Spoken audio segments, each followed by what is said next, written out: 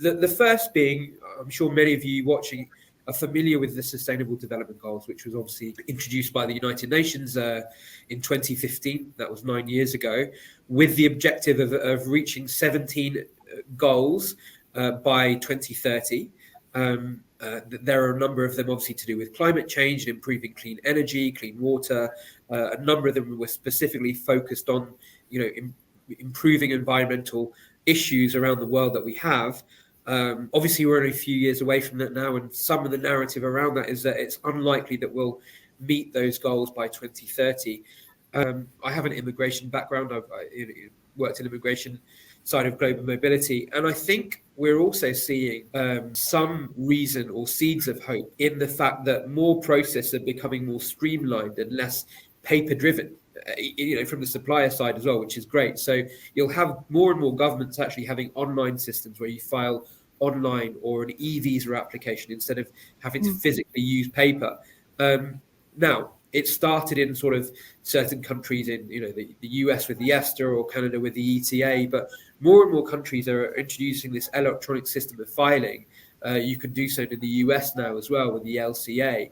But I do think even on that side of things, it is helping to reduce, for example, the use of paper. So I do think this increasing digitization of immigration processes is also, a small but a significant step in terms of reaching that goal of net zero. Sustainability is missing in all different levels of global mobility conversations, and the major emissions, and if we see in our assignment life cycle, come from the supply chain, and how to actually address it would be to actually have active conversations with our supply chain when we onboard them from the start itself. When we onboard a supplier, we have to make sure that they are clear in their sustainability goals. They are the way that they procure things have less carbon footprint, and how are their practices. It will have a phased implementation, but for those of you that are less familiar with it, what it essentially exists, the purpose of it is essentially to put some sort of regulation in terms of monitoring environmental, social, and governance issues so that they can be tracked by companies at a corporate level. And also it will include some form of auditing, that companies will be audited in terms of their ESG initiatives. So it's really quite significant. What I would say is that it will have a phased implementation. So from next year, some companies will have to adhere to those CSRD initiatives, although it is going to spread across the next 4 years. So there is time. It's something that will be phased gradually over the next 4 years.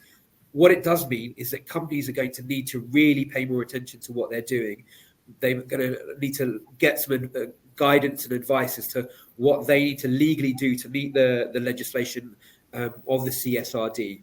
I'd like to spend a few minutes now exploring what the impact that might be on the global mobility industry and specifically for the companies that Josh and Atika work for. Of course, I mean, I think ultimately it's for the best having the directive in place, and it pushes the agenda a lot more and makes it less of a choice to be doing the right thing for a lot of companies, and I think that's always an important. And within our industry, it's obviously something that we have a particular high interest in, working within the energy space and particularly within the renewable energy space. I'm going to be cynical, and now there's a requirement, obviously a legal requirement, obviously, to start focusing on this, as we've discussed. I can see you're both incredibly passionate about this topic from a human level, because we all care about the environment. However, if I was the CEO of a company that was just looking at financials, just looking at the numbers, how would you respond if my question to you was, we all care about the planet, but at the end of the day, I want to know what the bottom line is. I want to know about the numbers. What about that? What about how is this going to help me from a profitability standpoint? Or is it going to actually cost me money? Just want to put it out there. I'm curious to know what your response would be, Atika and Josh. One of the main challenges, actually, Ben, is this approach of a short-term financial perspective rather than long-term sustainability goals. What we are trying to build, or let's say it's a CEO of an important company, but if we keep having natural calamities because of climate change, can this organization sustain their development or their activities around the world, it impacts everyone. So climate change is not sparing anyone.